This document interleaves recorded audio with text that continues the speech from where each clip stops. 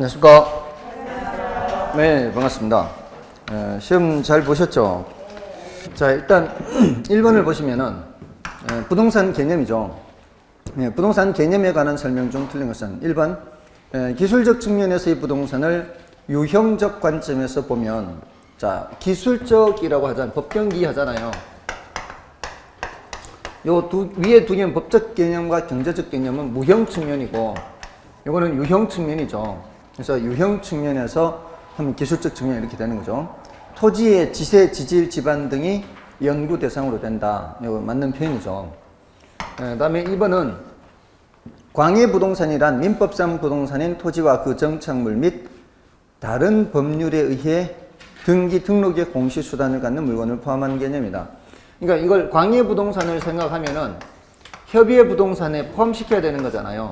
그러니까 토지 및 그 정착물하고 거기에다가 뭐까지? 준부동산까지 가야 되죠. 그러니까 이거를 알고 있다면 토지와 민법상 부동산인 토지와 정착물에다가 요거는 특징이 뭐예요? 준부동산의 특징은 등기 등록이라는 공시수단을 갖는 거죠. 근데 그거는 각각의 다른 법률들이 있죠. 민법 말고 다른 법률들이 있어요. 그래서 맞는 말이죠.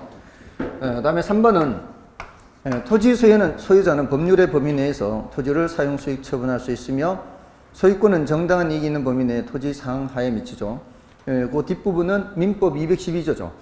우리 민법 212조는 정당한 이익이 있는 범위 내에 토지 상하에 미친다 해서 이렇게 규정하고 있습니다. 다 맞는 표현이고요. 다음에 4번은 정착물 중에는 토지와는 독립된 부동산으로 취급되는 것이 있는가 하면 토지의 일부로 취급되는 것도 있으며, 자, 앞에 거는 뭐예요? 앞에 거는 독립정착물이고 뒤에 거는 종속정착물이죠. 근데 판잣집, 가시개, 수목 등은 토지의 일부인가요? 이거는 아예 토지의 일부로 취급하지 않고 뭐예요? 동산. 가시개, 수목은, 그러니까 우리 일단 가장 중요한 거는 일단 땅에 붙어 있어야 되잖아요. 그래야 정착물이 되는 요건이에요. 땅에서 떨어져 있으면 절대로 정착물이 될 수 없어요. 땅에 붙어 있어야 되는데, 땅에 붙어 있다고 그게 다 정착물인 것은 아니다. 이게 잠깐 동안 붙어 있는 거는 그거는 정착물이라고 할 수가 없다는 거 아니에요. 그러니까 가시개, 수목 이런 거는 그 자리가 자기 죽을 자리가 아니니까 이건 동산으로 본다는 거예요. 땅에 붙어 있는 것 같이 보여도. 또 판잣집 이런 거는 쉽게 철거해서 다른 데서 다른 데로 이동해서 다시 판잣집 짓는다거나 이렇게 할 수 있다, 이렇게 보는 거죠. 그러니까 그런 것들은 정착물이 아니면 뭐다? 동산이다. 그죠? 이런 데서 속으면 안 된다 이 말이에요. 그죠? 그러니까 머릿속에 뭘 입력을 해놔야 돼요? 정착물이라 그러면 땅에 일단은 붙어 있어야 되고, 그것만 따지지 말고 잠깐 동안 붙어 있는 거는 정착물이 아니고 뭐다? 동산이다. 이렇게. 됐나요? 자, 다음에 건물, 명인 방법을 갖춘 수목, 임목, 농작물 등은 토지와 독립한 정착물로 인정된다. 자, 독립정착물이죠. 독립정착물은 따로 기억하시라 그랬죠. 건물, 명인 방법을 갖춘 수목, 농작물, 임목까지. 맞나요? 요 네 가지는 따로 특히 기억하시라 그랬죠. 다만 요 임목은 어디에도 들어갈 수 있어요. 요 준부동산에도 들어갈 수가 있죠. 이건 임목에 관한 법률 해서 따로 등기를 갖출 수 있는 것들이니까. 요거는 그렇지 않죠. 요거는 따로 등기부 없고, 물론 건물은 이제 등기부 있는데 이제 민법상 개념이니까 얘는 민법상 개념이죠. 자, 됐고요. 다음에 이번에 이제 다음 용어 설명 중 옳은 것은 이행지는 부동산의 용도적 지역 상호간에 전환되고 있는 지역의 토지. 자, 요거 이행지 하면 함께 나와야 되는 게 후보지잖아요. 그러니까 늘 같이 생각해야 되죠. 후보지, 이행지. 이건 대분류상 전환 중인 토지, 이거는 소분류상 전환 중인 토지. 이거는 그냥 용도적 지역이 상호간에 이렇게 하지만 얘는 뭐라고 해요? 지역 내에서 또는 세분된 분류 내에서 전환 중인 토지 하는데, 여기는 그럼 세분된이란 의미가 없잖아요. 그러니까 지금 틀렸죠. 후보지를 설명하는 거예요. 그래서 1번은 틀렸고요. 2번에 부지 나오죠. 부지는 주로 뭐하고 비교해요? 택지하고 비교하잖아요. 그러니까 대택부 할 때 대지, 택지, 부지 이렇게 비교할 때 부지가 더 폭넓게 사용되는 거라 그랬죠. 택지는 주택이나 상가, 공장 이렇게 건물을 건축할 수 있는 토지 이렇게 얘기하는데 이건 조금 더 넓게 해서 건물을 건축할 수 있는 토지 이외에도 일반적인 바닥 토지는 모두 얘기하는 거죠. 근데 그 뒤에 부지 뒤에 지금 주상공 건물 부지 외에 다른 얘기가 없잖아요. 그거는 뭘 얘기하는 거예요? 택지를 얘기하는 거죠. 맞나요? 그래서 틀린 거고요. 그러니까 이 대칭적으로 나오는 것들을 이렇게 비교해야 되는 거예요. 다음에 3번에 획지가 나오는데 획지는 뭐하고 비교하는 거예요? 획지는 필지하고 비교하는 거 아니에요. 필지는 법적 개념이고 획지는 경제적 개념이고 이렇게. 근데 법적 개념이라는 게 뭐예요? 여기 등기 등록의 단위죠. 근데 요거 획지를 가지고 지금 등기한 단위라고 하고 있잖아요. 틀렸죠? 이것도 틀렸어요. 그 다음에 4번에 자루형 토지는 도로와 접하고 있지 않는 구역 내부의 토지. 이거는 뭐예요? 맹지잖아요. 다 틀렸네. 그러면 5번이 맞는 거죠. 나지란 토지의 건물 기타 정착물이 없고 지상권 등 토지의 사용 수익을 제한하는 사법상의 권리가 설정되어 있지 않아요. 그러니까 건물 기타 정착물이 없다. 이거는 물리적으로 깨끗한 상태죠.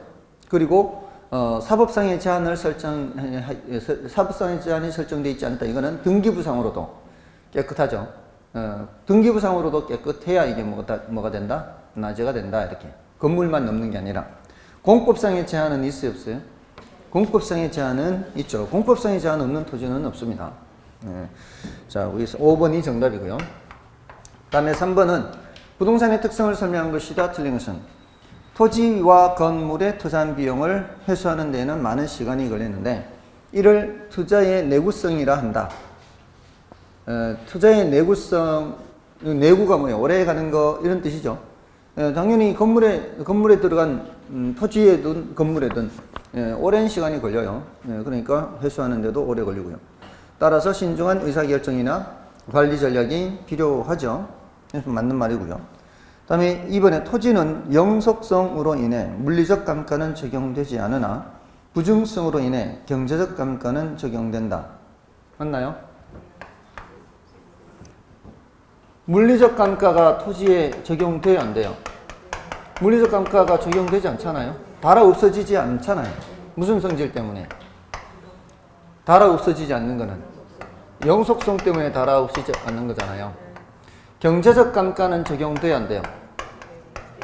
경제적 감가는 적용되죠? 이건 무슨 성질 때문에? 부증성?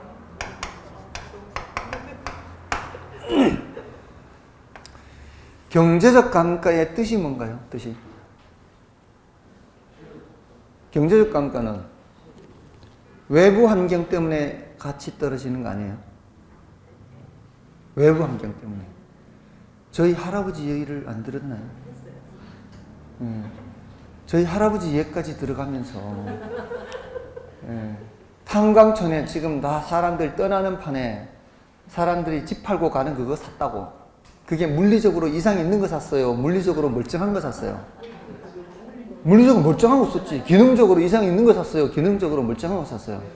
멀쩡한 거 샀다고. 물리적으로나 기능적으로 멀쩡한 집을 산 거라고. 근데 어떻게 됐어요? 그 이후로는 산 사람이 없다고. 사지를 않으니까 살지를 않는 거지. 뭔 뜻인지 아시겠어요? 근데 무슨 가치는 떨어지는 거예요? 경제적 가치는 떨어진다고요. 그게 무슨 경제적 감가지.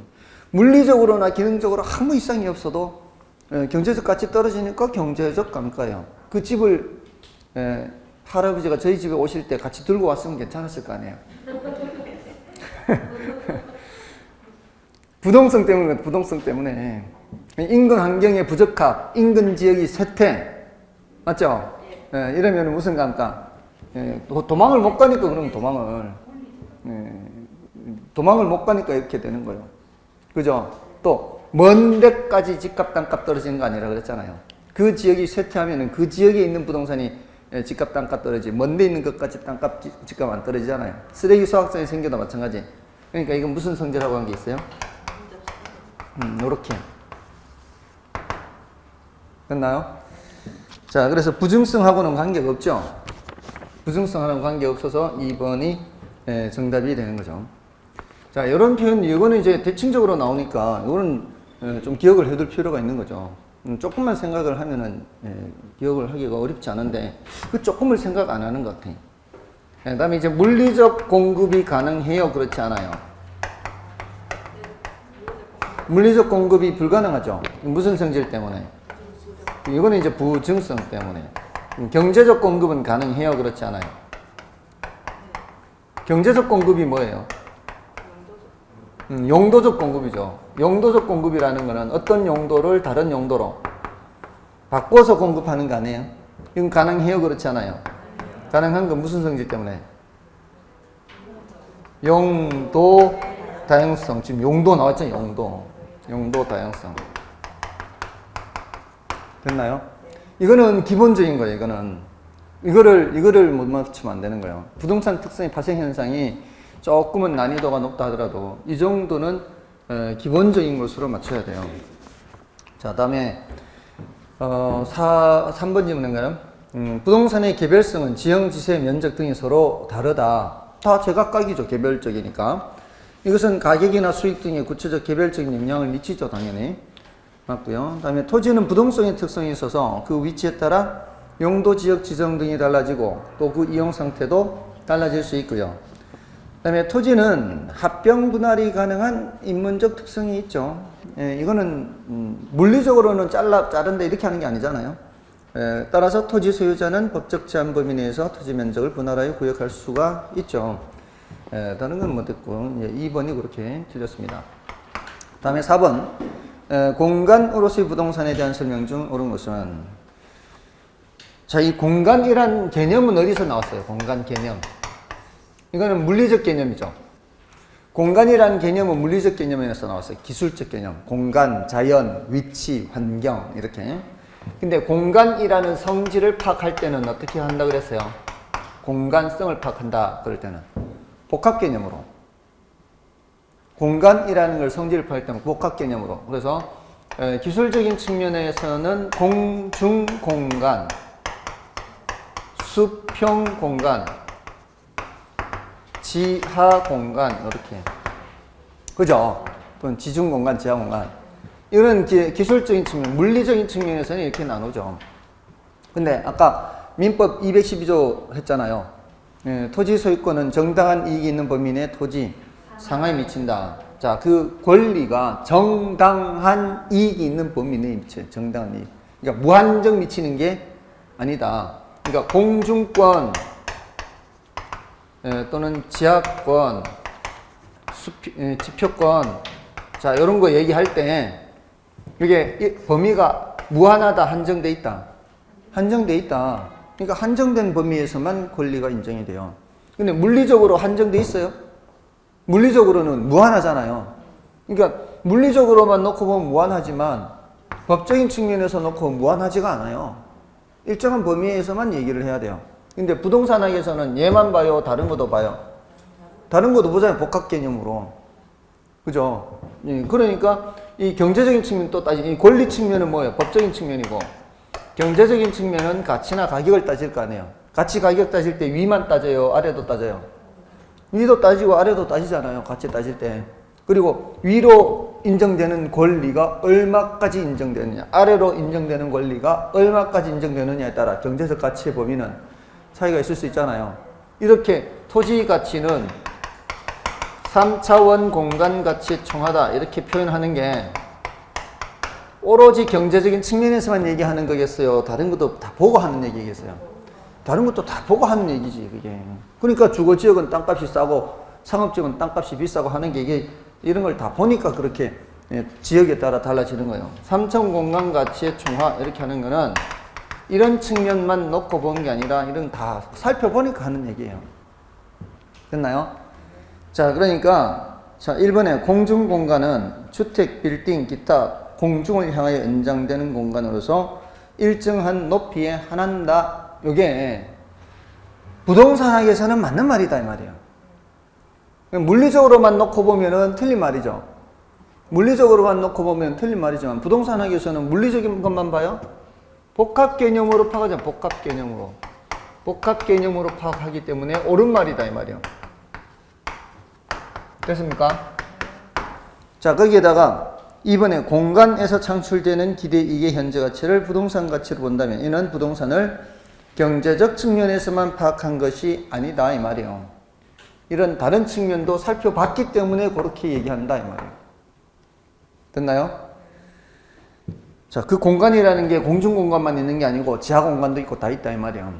그리고 그 가치라는 게 어느 정도 권리가 미치느냐에 따라 가치가 달라진다 이 말이에요. 자, 다음에 3번의 현행 지적제도는 공간을 입체적으로 표현할 수 있으므로 개발권 이전 제도 등을 도입하기 용이하다. 자, 우리나라 지적제도가 입체적으로 표현해요? 입체적으로 표현 못해요. 1차만 하시는 분들은 조금은 이제 생소할 수 있는데, 우리나라 지적제도는 수평 지적제도라 그러죠. 우리 등기부 같은 거 뗐을 때 공중으로 얼마만큼 이용할 수 있다, 지하로 얼마 이렇게 이런 게 없잖아요. 토지대장 이런 것 때도 마찬가지예요. 수평으로 돼 있어요. 수평으로. 그러니까 근데 개발권 이전 제도가 뭐예요? 내가 이쪽 지역에 개발이 제한돼서 대신에 뭐를 받아요? 개발이 제한된 대신에 뭘 받아요? 개발권을 받잖아요. 개발권을. 개발권을 받아서 다른데 여기는 개발이 가능한데 이쪽에 이 개발권을 팔 수 있도록 하는 거 아니에요? 개발권을 팔 수 있도록 하는 건데 이거 등기부 뗐을 때 뭐가 표시가 돼야 돼요? 아, 이 땅은 얼마만큼을 개발할 수 있는 땅이에요. 표시가 돼야 될 거 아니에요. 그리고 팔았으면 이게 팔렸다는 게 표시가 돼야 땅을 살 거 아니에요. 어떤 땅을 사는데 여기 개발권이 원래 있었는데 개발권이 다른 데로 팔려갔으면 팔려갔다는 게 표시가 되어야 이 땅값이 좀 떨어진 거를 확인하고 살 거 아니에요. 아직 개발권이 안 팔린 땅이면 그거는 조금 더 비싸게 사도 되잖아요. 개발권 나중에 팔 수 있으니까. 그럼 여기는 이 땅 등기부나 이렇게 뗐을 때는 개발권을 사왔으면 사왔다는 게 표시가 돼 있어야 더 비싸게 받고 팔 수 있을 거 아니에요. 이런 표시가 돼야 된다고. 근데 우리나라는 지금 이런 게 표시가 돼야 안 돼요. 그런 입체적으로 표시가 안 된다고 우리나라는. 그러니까 개발권 양도제를 도입하기가 쉽지 않아요. 개발권 양도제 아이디어는 참 좋아요. 개발이 제한된 지역 내 토지 소유자의 개발권자서 이거 거래되도록 하면 보상받는 효과가 있으니까 정부 재정 지출도 없이 시장을 통해서 그런 아주 좋은 제도임에도 불구하고 이게 도입되기가 쉽지 않은 것은 우리나라는 아직 수평지적 제도예요. 입체적으로 공시가 안 돼요. 그래서 도입하기가 어렵습니다. 근데 도입하기 용이하다. 이게 말이 안 되죠. 그다음에 지하 공간을 활용하는 방안과 관련된 개념으로 구분 지상권, 한계, 심도, 용적률, 인센티브 제도. 용적률 인센티브 제도는 공중공간 활용과 관련되는 거예요. 그래서 틀렸고요. 다음에 구분지상권은 되죠. 구분지상권은 양쪽 다 되니까 되는 거예요. 다음에 5번에 현행 민법상 토지 소유권의 공간적 범위에 대하여 구체적으로 규정하고 있다. 구체적으로는 규정되어 있지 않죠. 좀 전에 몇 번이었죠? 1번에 3번 지문에 그 두 번째 줄에 소유권은 정당한 이익이 있는 범위 내 토지 상황이죠. 이게 우리 민법 규정이에요. 정당한 이익이 있는 범위 내라고 했지 구체적으로 뭐 이렇게 몇 미터 이게 없잖아요. 맞나요? 네. 정당한 이익은 시대나 장소에 따라 달라요. 이게 이 민법 212조가 언제 제정된 줄 아십니까? 만들어진 줄 아세요? 1960년. 우리 민법 시작할 때부터 지금까지 요 조문은 토시 하나 바뀌지 않고 그대로예요. 1960년이면 아파트 얼마나 있었어요, 그때? 아파트 거의 없죠? 예, 그 당시는 아파트가 거의 없고 입체적으로 이용하는 게 거의 없기 때문에 토지의 상하의 범위가 굉장히 좁았어요. 근데 지금 토지의 상하의 범위가 굉장히 넓잖아요. 근데 60년, 80년 전에도 정당한 이익이 있는 범위네. 80년 전 맞나? 60년 전에? 60년 전에도 그렇고 지금도 정당한 이익이 있는 범위내 토지 상하 이렇게 돼 있는 거예요. 그러니까 그 시대에 따라서 해석이 달라지는 거예요. 그래서 이런 부분에 대한 최종적인 판단은 결국 어디서 하게 돼 있어요? 최종적인 판단은 결국 어디 가야 돼요? 법원에 가야 돼요. 법원에. 여기에 대한 최종적인 판단은 법원에서 하는 거예요.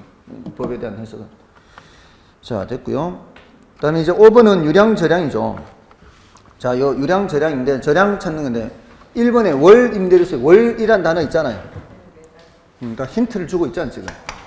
그다음에 2번에 부동산 월 급여. 이것도 뭐예요? 월 있죠?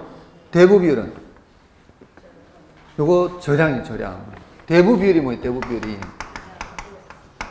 대부 비율이 남의 거 비율이잖아요. 전체에서 남의 것이 차지하는 비율이요. 돈 빌린 크기. 맞나요? 근데 이게 처음에 집 살 때 처음 빌렸을 때는 1억에 6천만 원 빌렸다, 예를 들어. 그럼 60%인데 내가 중간중간에 갚아 나가면은 언제 측정하느냐에 따라 대부 비율이 달라질 거 아니에요. 그럼 측정 시점에 따라 달라지는 거죠. 근데 요거하고 마찬가지로 부채 비율, 중요 개념이다. 부채 비율은 뭐라 그랬죠?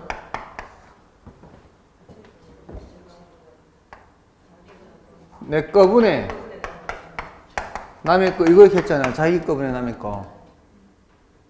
지금 이거를 모르는 거는 굉장히 심각한 상태예요. 왜냐하면 내일 당장 시험에 이게 나올 수 있어요. 이거는 시험에 자주 나오는 용어예요. 시험에 자주 나오는 용어를 이 체크를 안 하고 있다는 거는 지금 최소 이걸 이제 거의 취미로 한다거나 뭐 이런 거예요. 시험에 나오는 중요한 거는 하고 있어야죠. 종합환원율, 지분 배당률 이런 것들은 언제든지 나올 수 있는 용어들이에요. 중요하다고 했던 것들이잖아요. 이거는 늘 언제 질문해도 대답할 수 있도록 준비가 돼 있어야 돼요. 이건 내 거분의 남의 거예요. 차이점이 분모잖아요, 분모. 그죠? 그러니까 얘도 무슨 개념이요? 유량, 저량 중에. 얘도 저량이에요, 저량. 언제 측정하느냐, 이게 다른 거죠. 맞나요? 예, 타인 자본이라는 게 그 남한테 줘야 되는 거잖아요. 많이 갚아 나가면 갚아 나갈수록 그거는 남의 게 적어지잖아요. 또 전세 같은 거를 안고 집을 샀을 때라도 전세 타인 자본은 그대로 있어도 집값이 바뀌어버리면 달라지잖아요. 이게 집값이 바뀌어버리면. 그러니까 이게 집값은 그때 다를 거 아니에요. 그러니까 깡통주택 있고 이런 거 아니에요. 처음에 집 살 때부터 깡통주택은 아니었을 거 아니에요. 근데 중간에 뭐가 바뀌어서 깡통주택 됐어요? 집값이 바뀌어서 깡통주택 된 거 아니에요. 측정 시점에 따라 달라진다 이 말이에요. 됐나요? 자, 근데 대부 비율을 체크를 안 했다는 거는 어떤 멀쩡한 놈을 틀렸다고 한 거예요, 도대체. 5번밖에 없네, 가릴 게. 지대밖에 없네. 다 월, 연간 있고. 그럼 지대가 뭐예요? 물으면 지대는 뭐라고 대답해요? 지대가 뭐예요? 물으면. 땅 뭐? 그 땅 임대료. 이게 고등학교 1학년도 지대를 배우나 봐요. 고등학교 1학년도. 며칠 전에 우리 애가 지대가 어떻고 막 그래요. 그래서 야, 너 지대를 어떻게 알아? 학교에서 배운대. 그래서 야, 지대가 뭔데? 그러니까 땅값 아니야? 야 임마 땅 임대료다, 임대료. 어떤 용어가 나면 그걸 정확하게 이걸 지대, 토, 지, 임, 대, 료. 이거 아니에요. 지, 대 이렇게. 됐나요? 용어를 들으면 이게 그 용어가 어떤 것을 의미하는지를 먼저 알고 있어야죠. 이렇게 하면 너무 길잖아요. 토지 임대료 하면. 그러니까 지대 이렇게 하는 거지, 줄여서. 자금 융통 하면 말이 길잖아요. 그러니까 뭐라 그래요? 금융 이렇게 하잖아요. 자동 판매기 하면 너무 기니까 자판기 하잖아요. 처음에 서울 올라갔을 때 자판기라 그래서 뭔 소리인지 못 알아들었어요.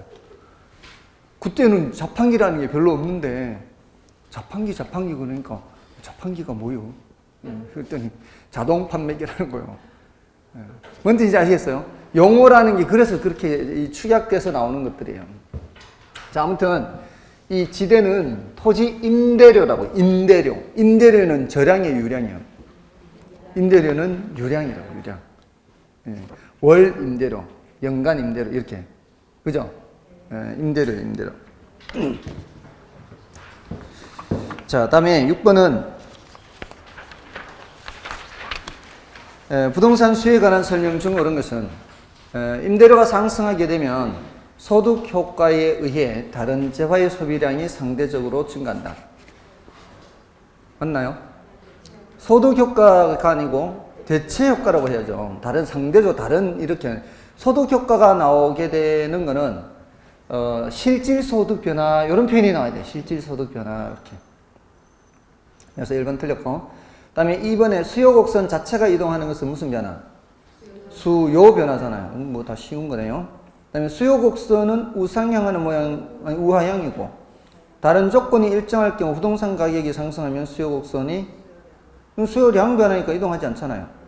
예. 그 다음에 5번에 부동산 수요 곡선이란 단위당 임대료와 수요량과의 관계를 나타내는 게 쉽네요. 5번이 정답이고요. 그 다음에 7번은 자 여기에 딱 이 문제를 보시고 이거 어떤 문제네 이게 파악이 돼야 돼요. 이거는 문제를 쭉 보시면은 균형 거래량은 어떻게 변하는가 계산 문제 맨 끝에 있죠. 균형 거래량 변화죠. 거래량 변화. 이거 딱 보면서 뭘 판단해야 되는 거? 아, 이거 계산 몇 번 해야 되는 거? 계산 2번 해야 되는 거. 원래 거와 새로운 거, 이렇게. 그럼 식이 이제 두 가지죠, 지금.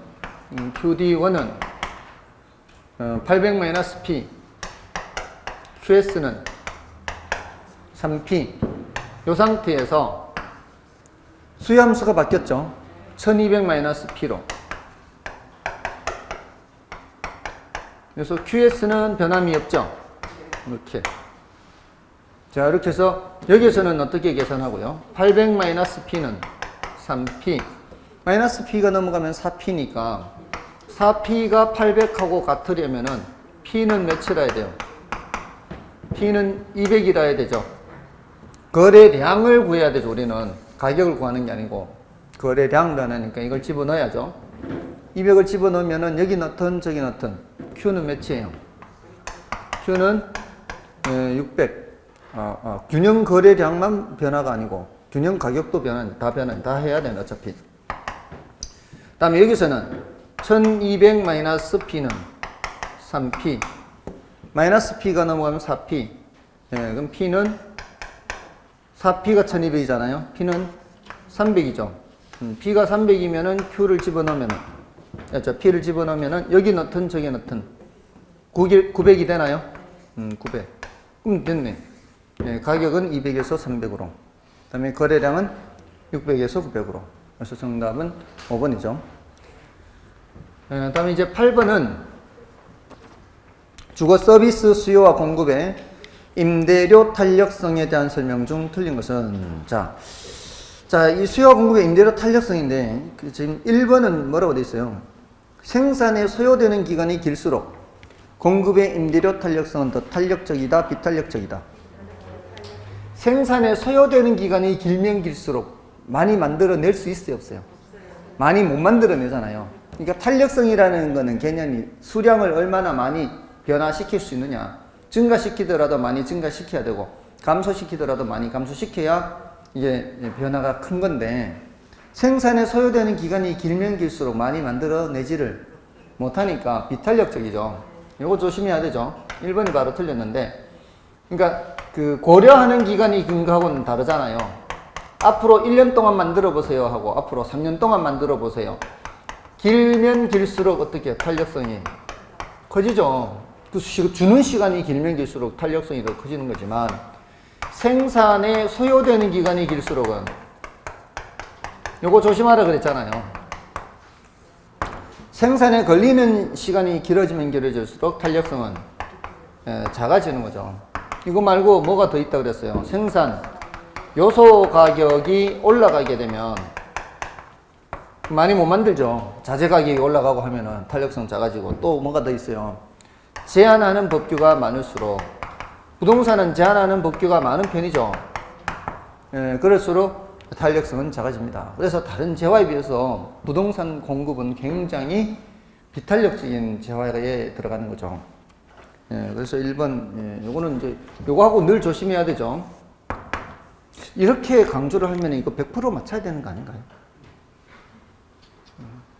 그죠? 자, 다음에 이번에 생산량을 늘릴 때 생산 요소 가격이 상승할수록 이거잖아요. 생산 요소 가격이 상승할수록 탄력성은 더 비탄력적 작아지는 거잖아요. 다음에 3번, 4번, 5번은 4번은 이거 4번을 먼저 보면 단기 공급의 임대료 탄력성은 장기 공급의 임대료 탄력성보다 더 비탄력적. 이건 이거잖아요. 이거는 고려하는 기간이거든. 고려하는 기간이 짧을수록 더 비탄력적이고 고려하는 기간이 길수록 더 탄력적이다. 요거 얘기하는 거예요. 다음에 3번, 4번은 수요지 않습니까? 수요에서는 대체제가 많을수록 어떻게 해요? 대체제가 많을수록 탄력성이 커지고, 고려하는 기간이 길수록 탄력성이 커지고, 가격 수준이 높아질수록 탄력성이 커지고, 소비에서 차지하는 비중이 커질수록 탄력성이 커지고, 시장을 세분할수록 탄력성이 커지고, 용도가 다양할수록 탄력성이 커지고, 이런 거 아니에요? 그러니까 지금 그 5번은 대체제가 많을수록 이거고요. 5번은. 다음에 3번은 시장을 세분할수록 이거잖아요. 그죠? 그러니까 이게 특별히 새로운 것은 없어요. 사실은 새로운 것이 없고 다 수업했는 이런 내용들 중에서 표현을 어떻게 하느냐에 따라 약간씩 달라지는 거 그거예요. 결국은 그 수업할 때 그 나눠드렸던 이런 자료들에서 다 이제 반복되는 것들이에요. 지난번에 그 마무리 특강 자료에 어느 정도는 다 있잖아요. 그게 그런 핵심되는 내용들을 파악하고 있으면은 딱 문제를 풀 수 있는 거예요. 근데 그 핵심되는 내용들이 왜 이렇지라는 의심이 들면 그때는 기본서라든가 이게 조금 더 설명을 하는 거를 좀 보완을 하고, 그렇지 않으면은 그 마무리 특강 자료로 그냥 이론 정리를 하시면 되는 거예요. 다음에 이제 9번은 부동산 시장에 관한 다음 설명 중 틀린 것은 1번에 부동산 시장은 수요와 공급의 조절이 쉽지 않아 단기적으로 가격에 왜곡이 발생할 가능성이 많다. 단기적으로 가격 왜곡 발생할 가능성 많죠. 지금 특히 이 공급 조절이 어렵잖아요. 이게 공급 조절, 공급이 굉장히 비탄력적이에요. 그래서 단기적으로 가격 왜곡 1번 맞고요. 다음에 2번은 부동산 시장을 유사한 부동산에 대해 유사한 가격이 형성되는 지리적 구역으로 정의할 수 있다. 요거 지리적 구역으로도 보죠. 부동산 시장을. 그래서 강남 3구 부동산 시장 동향이 어떻다. 뭐 서울 같은 거 지난번에 뭐 막 뜰 때 이젠 뭐 마용성이 어떻다 막 그러잖아요. 마포, 용산, 성동인가 뭐 하여튼 뭐 그런 식으로 이렇게 지역별로 얘기하잖아요. 그런 식으로도 얘기한다는 지리적 구역으로. 다음에 3번 부동산은 개별성으로 인해 일물일가 법칙이 적용되지 않는다. 맞죠?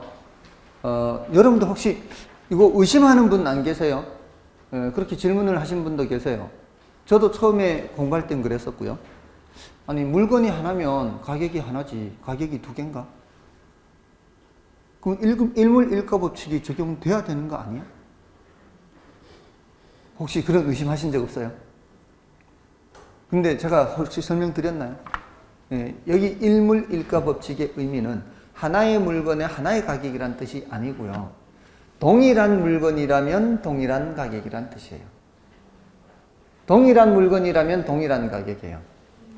그러니까 마트에 가면은 콜라가 저 안쪽에 있는 것도 있고 바깥에 있는 것도 있고 가격이 어때요?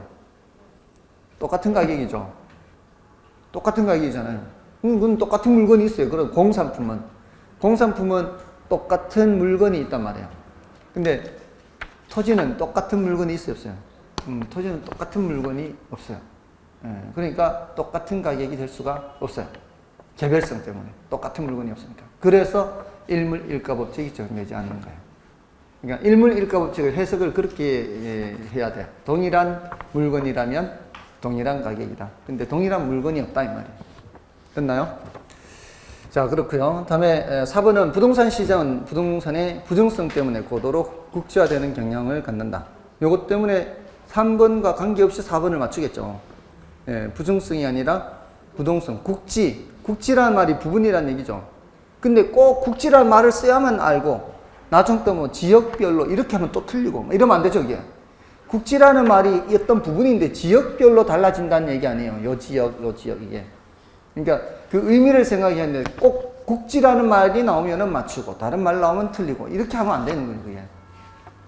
그래서 지역별로 세분화된다. 이것도 뭐와 관련된 개념이에요? 국지와 관련되는 거예요. 지역별로 세분화된다 이런 게. 다음에 5번은 부동산 시장은 거래 비공개성, 비표준화성 등으로 시장의 조직화가 곤란하다. 비조직성이죠. 그래서 정답은 4번이고요.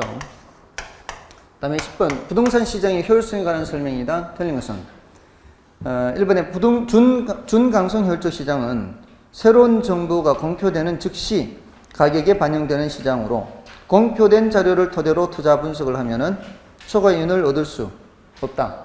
그렇죠. 보다 우수한 정보를 이용을 해야 되죠. 다음에 과거 정보를 가지고 투자 분석을 하는 것을 기본적 분석이라 하고, 여기서 벌써 틀렸죠? 기술적 분석이라 하잖아요. 그리고 뒷부분 약성 혈적 시장에서는 기본적 분석을 통해 초과이윤을 얻을 수 있다. 그리고 뒷부분은 맞죠? 근데 앞부분이 틀렸고요. 그래서 10번은 2번이 정답이고요. 다음에 부동산 시장의 효율성은 부동산 시장이 얼마나 지체 없이 정보를 가격에 반영하느냐에 달려 있다. 그렇죠. 즉각적으로 이제 반영하면은 효율적이고 반영 못하면은 비효율적인데, 과거 정보가 즉각적으로 반영되어 있는 수준은 약성 효율적 수준이고, 현재 공표 정보까지 즉각 반영되어 있는 상태라면은 준강성 효율적 상태고, 내부 정보까지 즉각 반영되어 있는 상태라면은 강성 효율적 상태고, 그 이제 반영되는 정도에 따라 이제 효율성의 정도가 다르죠. 다음에 부동산 시장의 효율성의 정도는 시대나 장소에 따라 서로 다르죠. 지금 요즘이 훨씬 더 효율성은 높다고 볼 수 있습니다. 다음에 강성 효율적 시장에서는 이미 모든 정보가 가격에 반영되어 있으므로 어느 누구도 정상 이상의 초과이윤을 얻을 수 없죠. 어떤 경우에도 초과이윤을 얻을 수 없습니다. 정답 2번이고요. 그 다음에 11번은 부동산 경기 변동에 관한 설명 중 옳은 것은 1번, 일반적으로 부동산 경기는 여러 부동산 유형과 지역에서 동시에 같은 국면으로 진행하는 경향이 있다. 이건 말도 안 되죠. 지역별 편차를 보일 수 있죠. 그 다음에 2번에 경제 주체들이 모두 부동산 가격 상승에 대한 기대를 갖고 있다면 부동산 가격이 급등할 수 있다. 그럴 수 있죠. 이 경제 주체들이라는 게 누구예요? 수요자만 있어요? 공급자도 있죠. 이 경제 주체들이라면 수요자, 공급자를 말해요. 자, 이 두 사람이 가격 상승에 대한 기대를 갖고 있어요. 어떤 행동을 할까요? 수요자들이 가격 상승에 대한 기대를 갖고 있으면 어떤 행동을 할까요? 수요를 증가시키겠죠. 공급자들은 어떤 행동을 할까요? 공급을 늘려요, 줄여요? 줄이죠. 내놨던 것도 그대로 드려야 될 거 아니에요. 앞으로 가격이 올라갈 것 같으면. 맞아, 아니에요. 이런 행동하면 가격이 어떻게 돼요? 자, 수요 증가, 공급 감소. 이 균형 이동해서 하잖아요. 균형 이동해서. 수요가 증가고 공급이 이거 아니에요. 하나는 증가고 하나는 감소면 거래량은 어떻게 될지 알 수 없지만 가격은 급등하는 급등. 수요는 증가, 수요 증가만으로도 가격이 올라가는데 공급이 감소하면 더 올라간다 이 말이에요. 됐나요? 이게 어디서 나오는 게 이게 동결 효과에서도 여러 나온다고요. 동결 효과에서도. 동결 효과에서도 지금 어떤 상태예요? 투기적 수요 때문에 수요가 이미 증가한 상태에서 정부가 양도소득세를 매기는 것은 올라간 수요를 줄이려고 하는데 이렇게 되지 않고 거꾸로 공급이 감소한다. 그때도 이렇게 그려지잖아요. 됐나요? 자, 그래서 2번 맞고요. 다음에 3번에 건축 허가량의 전년 동기 대비 증가율이 지난 5월을 정점으로 하여 후퇴기로 접어들었다면 이는 계절적 변동에 해당한다. 자, 이거 2번을 체크 안 하고 3번을 체크하신 분들은 조심해야죠. 이게 계절 변동이라고 하려면은 매년 5월이라 해야 돼요. 매년 5월. 뭔지 아시겠어요? 계절 변동은 해마다 그 시기에 그게 나타나야 돼요. 근데 지금 이거는 지난 5월이기 때문에 계절 변동이 아니에요. 거기에다가 용어들이 어떤 게 등장하고 있어요. 정점이라는 용어, 후퇴기라는 용어가 있죠. 이건 어디서 나오는 얘기예요? 정점 찍고 후퇴기, 하향, 저점 찍고 회복. 이거는 순환 변동에서 나오는 얘기예요. 순환 변동. 그죠? 예, 그러니까 틀렸고요. 그다음에 부동산 경계는 분석 대상 지역의 인근 지역에 한정하여 측정하는 것이 유효하다. 한정하면은 제대로 잘 파악을 못하는 거죠. 그래서 틀렸고. 그다음에 부동산 경계는 일반 경계에 비해 팽창 국면과 위축 국면 간 차이가 작은 특징이 있다.